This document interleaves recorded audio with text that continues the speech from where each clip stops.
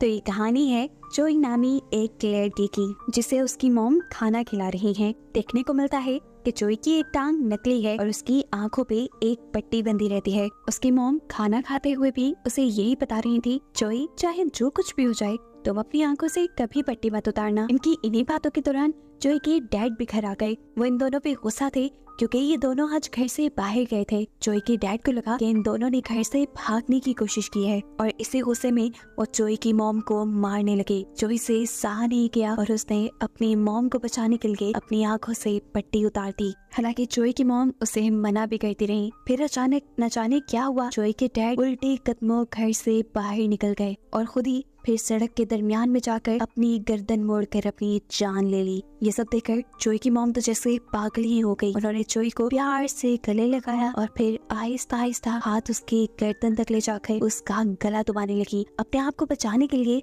जोई ने अपनी मॉम की आंखों में देखा और फिर सीन कट होकर अगले सीन में हमें देखने को मिला कि जोई की मॉम और वो एक नदी के किनारे पे हैं, जहां आते ही अब जोई की मॉम को होश आया है और वो रोते गिड़गिड़ाते हुए अपने बेटे से अपनी जान की भीख मांग रही हैं। और यहाँ आकर हमें रिवील हुआ कि जोई के पास कुछ पावर्स हैं, जिनकी मदद से वो लोगों को देखते ही अपने कंट्रोल में कर सकता है और उनसे अपनी मर्जी के काम करवा सकता है। यही वजह थी कि उसकी मॉम आज तक उसे अपनी आंखों से कपड़ा नहीं उतारने देती थी। अब कहानी में कई साल गुजर जाते हैं और दिखाया जाता है कि जोई बड़ा हो चुका है। उसकी पावर्स भी बचपन से कई ज्यादा गुना बढ़ चुकी हैं। जोई सभी लोगों से अलग थलग रहता था क्योंकि वो नहीं चाहता था कि कोई उसकी एबिलिटीज को जाने। वो अपनी इन्हीं एबिलिटीज, अपनी इन्हीं पावर्स का इस्तेमाल करते हुए लोगों को अपने कंट्रोल में करके बड़े ही आराम से पैसे चुराता था और अपनी सारी जरूरतें पूरी कर लेता था। रहने के लिए अब उसके पास कोई घर तो नहीं था, लेकिन वो आलीशान होटल के स्टाफ को अपने कंट्रोल में करके वहाँ रहता है। अब सीन कट होता है और हमें मूवी में एक नए कैरेक्टर से मिलवाया जाता है, जिसका नाम है इनकुबान। वो एक रिसाइकल पॉइंट पे काम करता है और उसके दो दोस्त भी हैं, जिनके साथ उसकी ये लाइफ काफी अच्छी जा रही है। एक दिन ये लोग जब मौज मस्ती करके इनकुबान को उसके घर ड्रॉप करते हैं तो बातों में इनकुबान सड़क पे ध्यान नहीं देता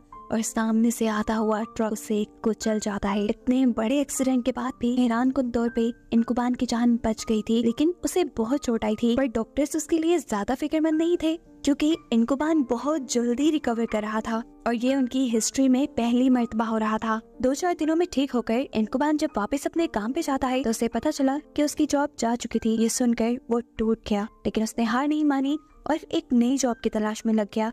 ये नई जॉब उसे मिली एक छोटे से स्टोर में, जहां उसे चीजों की रखवाली करनी थी। शॉप का ओनर बताता है कि आए दिन उनकी दुकान से चोरी हो जाती है, लेकिन सीसीटीवी कैमरास में कोई चोर नजर नहीं आता। इनकुबान को बस अब उनकी शॉप की रखवाली करनी थी। अगले दिन यहीं पर इनकुबान को यांग नाम की लड़की मिलती है, जो कि शॉप ओनर की बेटी थी। बातें करते हुए इन दोनों की काफी अच्छी अंडरस्टैंडिंग हो गई। कुछ दिन ऐसे ही गुजरते रहते हैं। एक दिन इनकुबा से मिलने के लिए उसकी दोस्त उसी की शॉप पे आ जाते हैं, जिनसे मिलकर इनकुबा बहुत खुश हुआ था। साथ ही इनकुबा के बॉस पे ये सभी मिलकर बातें करने लगे कि एकदम से वहाँ पर आ गया जोई। जोई ने आते ही सब लोगों को एक साथ अपने कंट्रोल में कर लिया, क्योंकि जैसा हम जानते हैं कि उसकी पावर्स पहले से कई ज्यादा बढ़ चुकी हैं। जोई अब ऑनर को ही हिप्नोटाइज करते हुए उसे लॉकर खोलने की कमांड करता है, जिसके बाद ऑनर उसे पैसे निकाल कर जोई को देने लगे। अब यहाँ बैठे हुए इनकुबा को एकदम से फील हुआ कि वो अपने जिस्म को हिला नहीं पा रहा। वो बहुत ही मुश्किल से अपने दिमाग पे और अपने जिस्म पे काबू वापस पाता है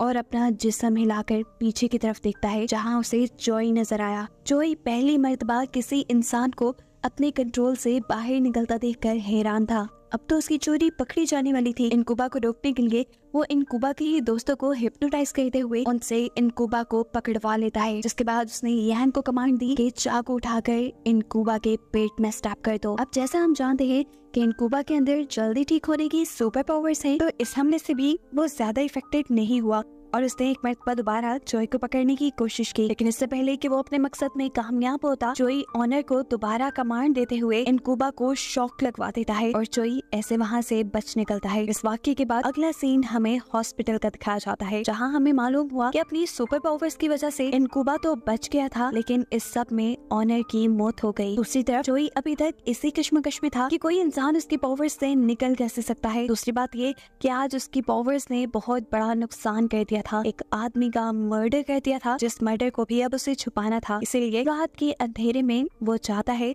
उसी शॉप की सीसीटीवी फुटेज चुराने, जो फुटेज उससे पहले इनकुबा और उसके दोस्त भी वहाँ चुराने आ चुके थे, क्योंकि इनकुबा वो पहला इंसान था जो चोई की हकीकत जान चुका था और चोई की हकीकत सबको बताने के लिए उसे ही फुटेज चाहिए थी। इस मर्तबा चोई अकेला नहीं आया था, बल्कि वो अपने साथ बहुत सारे लोगों को अपने कंट्रोल में करते हुए लेकर आया था। जो कुछ भी हुआ था वो इनकुबा के दोस्तों को भी पता था और वो ये भी जानते थे कि चोई इन सारे आदमियों के जरिए उनके ऊपर हमला करवा सकता है। इसी के डर से वो दोनों वहाँ से भाग जाते हैं, लेकिन इनकुबान वहाँ से नहीं भागता और सीसीटीवी फुटेज चुराकर वहीं पर छुप जाता है। अब चोई को भी इनकुबान के यहाँ होने का अपनी पावर्स की वजह से पता चल जाता है और वो सीसीटीवी फुटेज उससे लेने के लिए उस पर हमला करना शुरू कर देता है, लेकिन इनकुबान बचकर बाहर अपनी वैन में आ गया। यहाँ आकर उसने देखा कि अब चोई बिल्कुल अकेला था। अब वो उसके ऊपर हमला करने की भी कोशिश नहीं कर रहा, ना ही उससे लड़ने की। और तब वो ये बात समझ गया कि चोई को हमला करने के लिए लोगों की जरूरत होती है। मौके का फायदा उठाकर उसने चोई को पकड़ने के लिए उसका पीछा करना शुरू कर दिया। अब एक सुनसान जगह पर जाकर चोई रुक गया और उसके पीछे इनकुबान ने भी गाड़ी रोक ली। अब जैसे ही इनकुबान गाड़ी से उतरा, उसके ऊपर काफी सारे लोगों ने हमला कर दिया था। असल में चोई यहाँ पर जानबूझ के रुका था,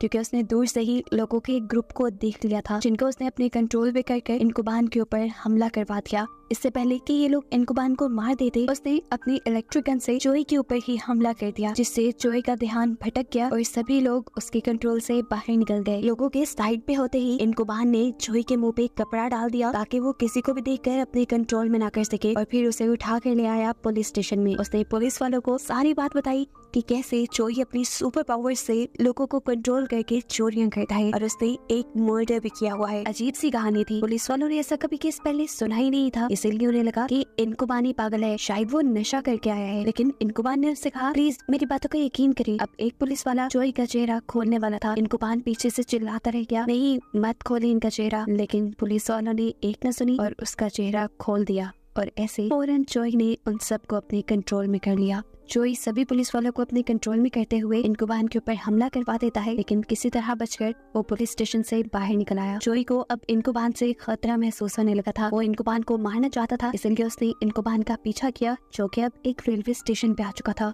यहाँ पर चोई एक साथ रेलवे स्टेशन पर खड़े हुए सभी लोगों को अपने कंट्रोल में कर लेता है, लेकिन फिर भी इनकुबान उसे कहीं नजर नहीं आया। इनकुबान को ढूंढने के लिए उसने एक औरत को कमांड दी अपना बच्चा चलती ट्रेन के आगे फेंकने की। वो जानता था कि इस बच्चे को बचाने के लिए इनकुबान जरूर आगे आएगा और उसकी सोच के बिल्कुल मुताबिक हुआ भी ऐसा ही। इनकुबान उस बच्चे को बचाने के लिए सामने आ गया। उसने बच्चे को तो बचा लिया, लेकिन खुद उसे बहुत ज्यादा चोट आ गई। इनकुबान की इतनी बुरी हालत हो चुकी थी कि चोई जानता था अब वो मर जाएगा, लेकिन एक चीज जिससे वो अनजान था वो थी इनकुबान की जल्दी ठीक होने वाली सुपर पावर्स। इस सारे वाक़ये के बाद चोई ने अपने कंट्रोल से सबको आजाद कर दिया और चुपचाप वहाँ से निकल गया। अपने आलीशान होटल जब वापस आया तो उसने देखा कि उसके कमरे में बहुत सारे पुलिस ऑफिसर्स इन्वेस्टिगेशन कर रहे थे, जिन सबको रूम में आते ही उसने कंट्रोल में किया और सबको बाहर निकाल दिया। सीन कट होकर हमें दोबारा इनकुबान को दिखाया जाता है, जो बिल्कुल ठीक ठाक अब अपने दोस्त के गैराज में बैठा है। उसने अपने दोस्त को सारा वाक़या बताया कि कैसे चोई ने उसे पकड़ने के लिए एक बच्चे की जान को खतरे में डाल दिया। वो कितना सफाक और बुरा है। ये दोनों इनकुबान की बात पे यकीन कर लेते हैं और फैसला करते हैं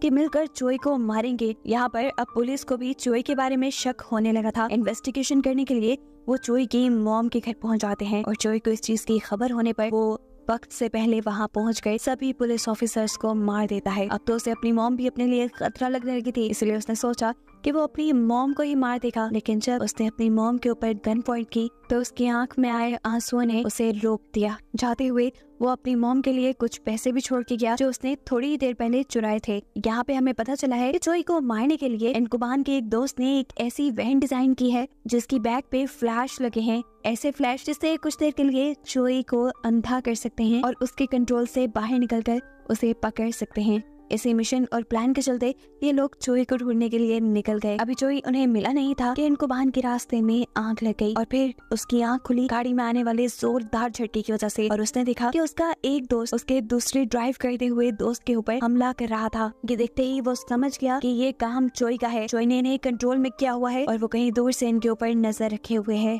इनकुबान उसे ढूंढने के लिए गाड़ी से उतर गया। दूरों से चोई दिख भी गया जो एक बिल्डिंग के अंदर जा रहा था उसे पकड़ने के लिए। वो भी जब बिल्डिंग के अंदर गया तो उसने यहाँ पर आके देखा कि चोई ने बहुत सारे लोगों को अपने कंट्रोल में किया हुआ है। अब सभी लोगों को कंट्रोल करते हुए वो इन्हीं लोगों की आवाज में इनकुबान से बात कर रहा था। चोई ने उससे कहा, देखो जब से तुम आए हो तब से चीजें गड़बड़ हो रही हैं। वह चुपचाप चोरी करता था, चला जाता था, किसी की जान खतरे में नहीं आती थी। लेकिन जब तुम आए सब गड़बड़ हो गया, मैंने मर्डर कर दिए और ऐसे इस सारी चीजों के पीछे जिम्मेदार हो तुम। ये बताने के बाद अब चोई ने लोगों को एक एक करके छत से नीचे गिराना शुरू कर दिया, जिनकी जान बचाने के लिए इनकुबान कुछ कर भी नहीं सकता था। वो खुद ही यहाँ से बाहर निकल गया। चोई भी उसके पीछे बाहर निकला, जहाँ इनकुबान के दोनों दोस्तों ने फ्लेयर गन से चोई के ऊपर हमला किया, जिसका कोई खास फायदा तो हुआ नहीं, लेकिन चोई ने एक और मर्तबा उन्हें अपने कंट्रोल में करके रोक लिया। जिसके बाद इनकुबान को उसके दोस्त दिखे ही नहीं। पागलों की तरह इनकुबान अपने दोस्तों को ढूंढता रहा, लेकिन उसकी घंटों की तलाश भी जाया हो गई। थक हार कर वो जब अपनी शॉप में पहुंचा तो उसने देखा कि उसके दोनों दोस्त फांसी से लटके हुए थे और वो जानता था कि ये काम भी चोई का है। इससे पहले कि वो कुछ करता, यहाँ चोई भी उसे अपने जाल में फंसाकर फांसी से लटका देता है और खुद तीनों को मरता छोड़कर यहाँ से बाहर निकल जाता है। इनकुबान भी मर ही जाता, लेकिन किस्मत से उसे पास पड़ा एक कटर दिख गया, जिसकी मदद से उसने रस्सी तोड़कर अपनी जान बचा ली। लेकिन वो अपने दोस्तों को नहीं बचा पाया और इस वजह से वो बहुत दुखी था। अब इससे पहले चोई कोई और गड़बड़ी ना कर देता, वो चोई को रोकने के लिए जैसे ही बाहर गया तो उसने देखा कि चोई यैन की गाड़ी में बैठ चुका है, उससे लिफ्ट मांगते हुए। वो समझ गया कि अब यैन की भी जान खतरे में है, इसलिए वो इन दोनों का पीछा करता है। पीछा करते हुए उसने बहुत मर्तबा यैन को रोकने की कोशिश भी की, लेकिन चोई ने उसे पहले से ही अपने कंट्रोल में किया हुआ था। सड़क पे चोई इनकुबान को रोकने के लिए सड़क पे मौजूद सभी ड्राइवर्स को अपने कंट्रोल में करके एक टाइम पे उनसे ब्रेक लगवा देता है, ताकि वहाँ बहुत बुरा एक्सीडेंट हो और इनकुबान मारा जाए। लेकिन उसके मरने से पहले ही उसे अपनी गाड़ी के अंदर अपने दोस्तों की सोल दिखाई दी, जिन्होंने उसे एक स्पेशल बटन के बारे में बताया, जो बटन दबाते ही गाड़ी किसी रॉकेट की रफ्तार से एक्सीडेंट होने से पहले ही वहाँ से निकल गई। इसके बाद हमने देखा कि चोई यांग को लेकर एक ऊंची बिल्डिंग में आ चुका था। वो यहाँ से गिराकर यांग को मारना चाहता था, ताकि उसके डैड यानी शॉप ओनर के मर्डर का केस करने वाला कोई इस दुनिया में रहे ही ना। वक्त रहते ही इनकुबान वहाँ पहुँच गया और ऊपर जाते ही उसे दिखा चोई, जिसे वो जाकर ही मारना शुरू कर देता है। वो चोई को बिल्कुल मार ही देता, लेकिन उससे पहले ही उसने देखा कि साइड रेलिंग के ऊपर यांग खड़ी हुई है, जिसकी जान खतरे में थी। इनकुबान जब उसे बचाने के लिए आगे बढ़ा तो पीछे से चोई ने इनकुबान को शूट कर दिया और फिर उसने अपना सारा गुस्सा इनकुबान के ऊपर उतारने के लिए उसे मारना शुरू कर दिया। तब इनकुबान को भी गुस्सा आया और इनकुबान ने उसके डैड के बारे में बहुत बुरी भली बातें कही, जिससे चोई का ध्यान भटक गया और यांग उसके कंट्रोल से बाहर निकलते हुए जंगले से नीचे उतर गई और ऐसे उसकी जान बच गई। बिल्कुल इसी लम्हे का भी इनकुबान ने फायदा उठाया। जब चोई उन बातों में खोया हुआ था, इनकुबान उसे लेकर बिल्डिंग से नीचे कूद गया और इस हादसे की वजह से उसकी मौत हो गई। लेकिन इनकुबान खुद अपनी जल्दी ठीक होने वाली सुपर पावर्स की वजह से उस दिन जिंदा बच गया। अब सीन कट होकर हमें कुछ टाइम बाद का सीन दिखाया जाता है, जहाँ जिंदा होने के बावजूद इनकुबान अभी पैरालाइज्ड है और वो एक रेलवे स्टेशन पे है, जहाँ उसकी मुलाकात होती है यांग से। उसे पता चला कि यांग अब एक एयर होस्टेस बन चुके हैं। इनकी इन्हीं बातों के दौरान इन्होंने देखा कि एक बच्चा ट्रेन की पटरी की तरफ बढ़ा था। वो यहाँ से गिरकर मर जाता, लेकिन कोई उसकी मदद को आगे न बढ़ा और ट्रेन तेजी से वहाँ से गुजर गई। सब लोगों ने डर के आंखें बंद कर ली थी और जब सबने आंखें खोली तो देखा कि इनकुबान ने उस बच्चे की जान बचा ली है। ये देखकर यांग भी खुश हुई और बस यही दिखाते हुए ये कहानी यहाँ खत्म हो गई।